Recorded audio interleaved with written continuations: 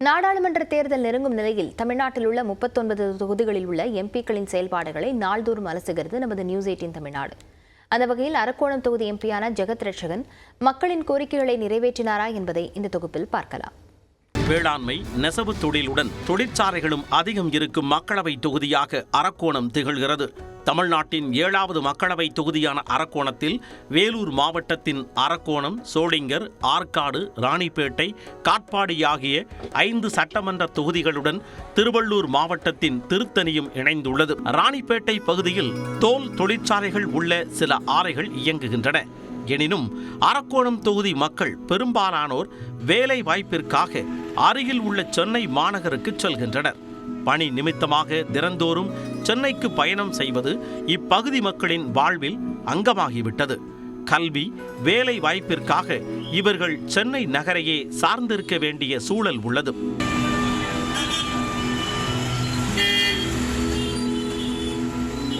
ஆயிரத்து 1977 ஆண்டு முதல் 2019 ஆண்டு வரை அரக்கோணம் மக்களவை தொகுதிக்கு 12 முறை நடைபெற்ற மக்களவை தேர்தல்களில் காங்கிரஸ் 5 முறையும், திமுக 3 முறையும், அதிமுக 2 முறையும் வென்றுள்ளன. 2019 ஆண்டு மக்களவை தேர்தலில் திமுக, பாமக, நாம் தமிழர், அமமுக, மக்கள் நீதி மய்யம் ஆகிய 5 கட்சிகளின் வேட்பாளர்கள் களமிறக்கப்பட்ட நிலையில் 57% வாக்குகளை பெற்று திமுகவின் ஜெகத் ரட்சகன் வெற்றி பெற்றார். அவர் 6,72,190 வாக்குகள் பெற்றார். எதிர்த்து போட்டியிட்ட பாமக வேட்பாளர் AK மூர்த்தி 3,43,234 வாக்குகளை பெற்று 3,28,956 வாக்குகள் வித்தியாசத்தில் தோல்வியடைந்தார்.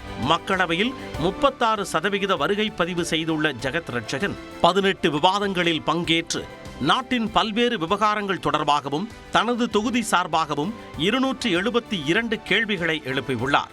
3வது முறையாக அரக்கோணத்தின் எம்பியாக இருக்கும் ஜெகத் ரட்சகன் தனது MP தொகுதி நிதியில் இருந்து பல அரசு பள்ளிகளுக்கு புதிய வகுப்பறைகள் கட்டி கொடுத்துள்ளார். கடந்த பல ஆண்டுகளாக தொடங்கப்படாமல் இருந்த சோளிங்கர் மலைக்கோவிலுக்கு ரோப்கார் திட்டத்தை பயன்பாட்டிற்கு கொண்டு வந்துள்ளது பக்தர்களிடையே வரவேற்பை பெற்றுள்ளது. வாலாஜாபேட்டை தலைமை அரசு மருத்துவமனை அமைந்திருக்கும் பகுதியில் மேம்பாலம் அமைத்து தருவதாக ஜெகத் ரட்சகன் வாக்குறுதி அளித்த நிலையில் அதுவும் தற்போது நிறைவேற்றப்பட்டு வருகிறது. தேசிய நெடுஞ்சாலைகளில் வாகன ஓட்டிகள் கடப்பதற்கான மேம்பாலங்களை தொகுதி மேம்பாட்டு நிதியில் இருந்து ஜெகத் ரட்சகன் செய்து கொடுத்துள்ளார். இந்த தொகுதியில் இருக்கக்கூடிய 6 சட்டமன்ற தொகுதியில் இருக்கக்கூடிய ஒரு 1000 பேருக்கு இதய நோயாளிகளுக்கு பிரதமருடைய நிவாரண நிதியை சிறமேற்கொண்டு தன்னுடைய சொந்த முயற்சியில் அத்தனை பேரிடத்தில் விண்ணப்பத்தை வாங்கிட்டு அத்தனை பேருக்கும் நிதி கிடைக்கிற வழிவகையை அவரே எல்லா வேலையும் செய்து அவர்களுக்கு நிதி உதவியை பெற்று தந்திருக்கிறார்கள். ஃபண்டு வச்சு ஐமாஸ் கொடுக்குறாரு, சின்ன சின்ன அங்கன்வாடி கொடுக்குறாரு, ஆர்கேட்டில் நிறைய கொடுத்துருக்காரு, ஸ்கூல் பில்டிங் கொடுத்துருக்காரு.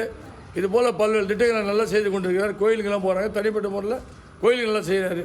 அவர் பார்க்கலன்றது குறைய எடுத்துக்கூடாது. அரக்கோணம் தொகுதி மக்களுக்காக கொடுத்த வாக்குறுதிகளில் எந்தெந்த திட்டங்களை நிறைவேற்றி கொடுத்தீர்கள் என்ற கருத்துக்களை அறிய MP ஜெகத் ரட்சகனை தொடர்பு கொள்ள நியூஸ் 18 தமிழ்நாடு தொலைக்காட்சி முயன்றது.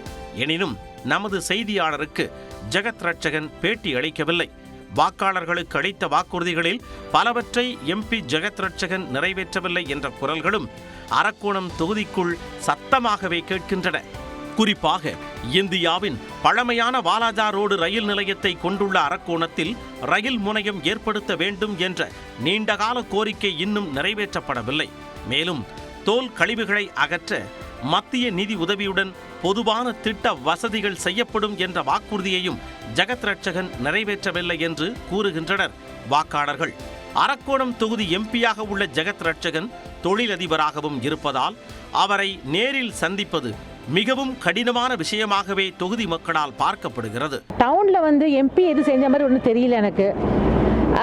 சொல்றதுக்கு எதுவுமே கிடையாது. நீங்க யாரு போய் கேட்டாலும் ஒரு கவுன்சிலர் சேர்மன் இருந்தால் கூட இவங்க பண்ணாங்க, அப்படி பண்ணாங்க, ஒரு MLAவா ஒரு மாவட்ட செயலாளர் பண்ணாங்கன்னு சொல்லுவாங்க. ஆனா இப்படி ஒரு ஆள் இருக்காருன்னு யாருக்கும் தெரியாது. கிராமத்து மக்களை போய் ஒரு சந்திச்சு கிடையாது. ஆனா இவர் கோயில் பண்ணுறது கேட்டால் முதல் கொடுத்துட்றாரு. அவர் போய் பார்க்கணும்னா ரொம்ப கடினமாகவும் இருக்குது. கிராம மக்கள் எப்படி பார்க்க முடியும்?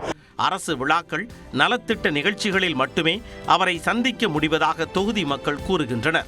அந்த வகையில் மீண்டும் அவருக்கு அரக்கோணத்தில் வாய்ப்பளிக்கப்பட்டால் பிரபலமான வேட்பாளர் என்பதற்காக மட்டுமே மக்கள் வாக்களிப்பார்களா என்பது சந்தேகம்தான். நியூஸ் 18 தமிழ்நாடு தொலைக்காட்சி செய்திகளுக்காக செய்தியாளர் சிவா.